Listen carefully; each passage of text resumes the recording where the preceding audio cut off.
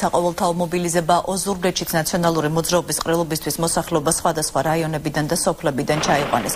პოლონების შესვლა ოზურგეთის ცენტრში დილიდანვე დაიწყო, როგორც მიკროავტობუსების მძღოლები ამბობენ, საწვავით მგზავრების ტრანსპორტირებისთვის ადგილობრივმა ხელისუფლებამ მოამარადა.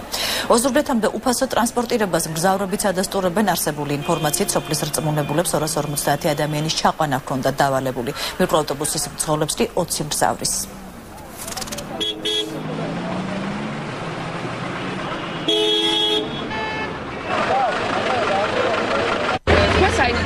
განწყუთირა და ტრანსპორტირების თანხა მინდა დაგიცადეთ გზავრების. ავის საწვავი ჩამისხეს რა? ვინ ჩაგისხათ? მთავრობა, რავი. და თქვენ სად მუშაობთ? მე მარშრუტკაზე მუშაობ. ხაზზე მუშაობ. და რამ ხაზზე მუშაობთ? ვიცით რომ ეს უნდა გადაგიყვანოთ ეს ხალხი.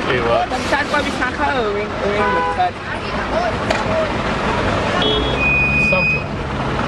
ადგილობრივმა ხელისუფლებამ არა. და თანხა გააგინას გაურათ მომსახურეობისთვის. რამდენი მიიღეთ?